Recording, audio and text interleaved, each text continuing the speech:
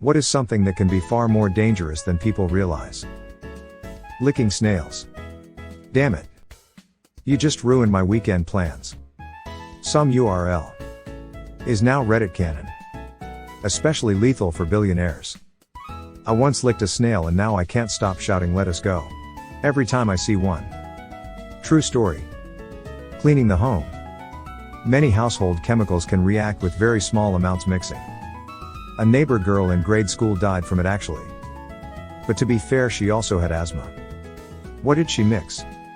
Well, bleach plus ammonia equals chloramine is a classic, but it also could have been bleach plus vinegar, which makes just plain old chlorine gas. Chlorine gas you can smell and feel in quantities small enough they won't cause life-threatening problems. Chloramine, however, is basically just death. It smells like death, feels like death, and causes very rapid death. My conclusion would be bleach and ammonia. Hello. In today's video, we're discussing something that's sneakier than a ninja with fleas, hidden dangers lurking where we least expect them. Trust me, these risks will make you question everything you know. So, if you enjoy living on the edge, don't forget to hit that subscribe button and drop your mind-blowing answer below. Let's uncover the underestimated hazards together. Garage door springs. One of the few seemingly simple repairs I don't dare touch. I'll hire a professional every time for that. Design hasn't changed much since they first came out. It's all a conspiracy by Big Garage to keep all the garage door techs employed! !1. Who knew garage door springs were so dangerous? It's like a hidden adrenaline rush every time I park my car. Electricity. Even low voltage. I lost a cousin that was remodeling his bathroom, alone. Shut everything in the bathroom off. Drilled into a low voltage HVAC line under the floor. Voltage was just perfect to jump his heart into no rhythm. Died, awake, sitting against the bathroom wall. 31 yo. 3 kids. Low voltage is absolutely dangerous. I don't know anyone who thinks it isn't. High voltage is just a whole other ballgame. The company I work for builds insulated cherry pickers for high voltage workers, and it feels like such a huge responsibility.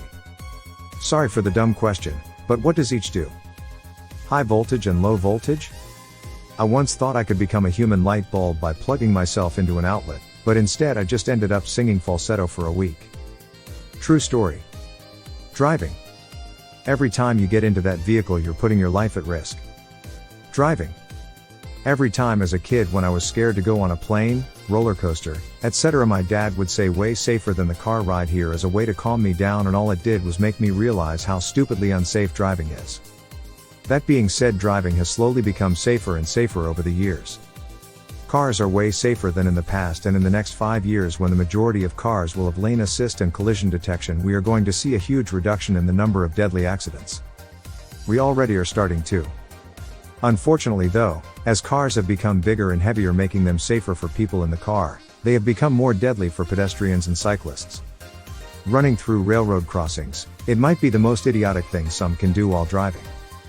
There is always that one chance you get stuck and then you get pancaked.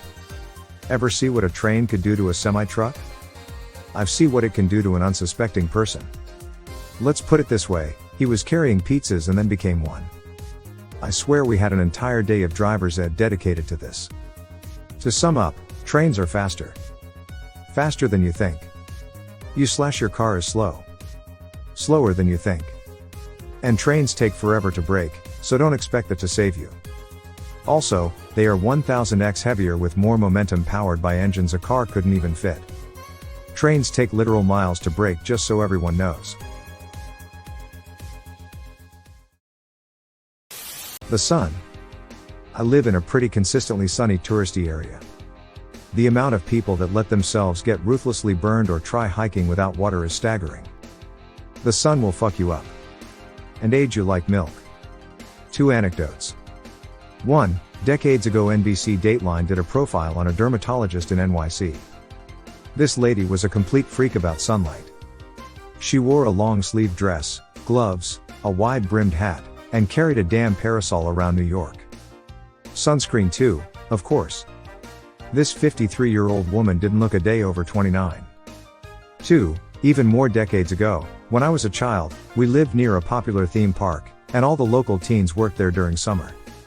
The girl I had a crush on worked the parking lot there, directing cars to spaces in the sun all day. She was a bronze-tinted goddess. I saw her 10 years later and her skin looked like the leather scraped from a weather-beaten saddle. I learned my lesson and have stayed out of the sun without protection for many years, and I don't look anywhere near my actual age. My father was the great outdoorsman. Compressed air. High-pressure air can pretty easily pass through the skin and into the bloodstream, which is no bueno. Compressed bottles of oxygen or welding gas scare the hell out of me. The idea of it falling over and busting the valve off terrifies me. It's a phobia of mine. I'd rather work on electricity. Yeah, there was an incident of a guy at a tire shop inserting one of those rods that blow high pressures air up a guy's ass as a joke, but he got lacerated by mistake and the air went into his bloodstream. What part of shove a rod that blows high pressure up someone's ass sounded like a good idea in the first place? They call them a pump jack. You see them in oil fields. They look like a big metal rocking horse.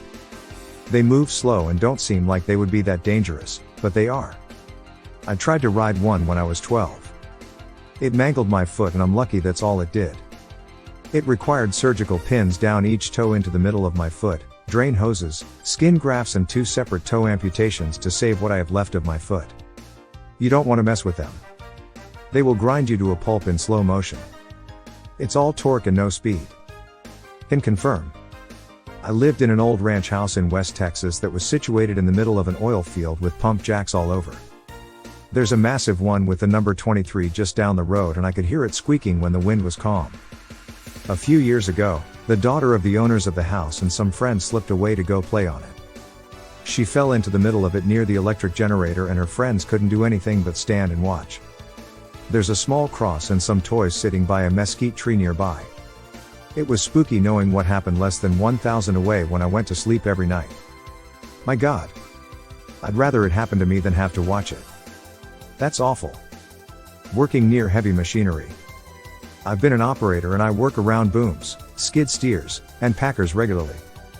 Being aware of your surroundings is a must, but even then that might not save you. Last week a worker got crushed by the lift of a Zoom boom at my roommate's worksite. Unsure of their condition post-incident. As a heavy civil super, this is one thing I drill into new guys' heads.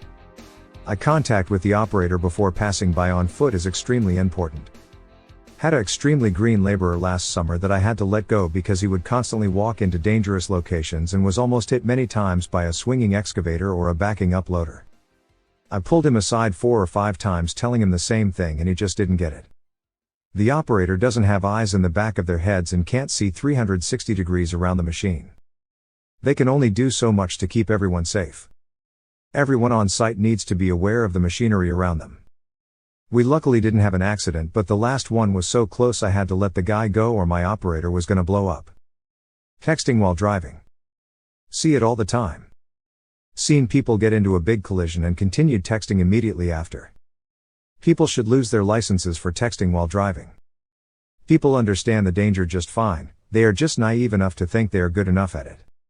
Here in California, I'm sure elsewhere, we have signs saying report drunk drivers to 911.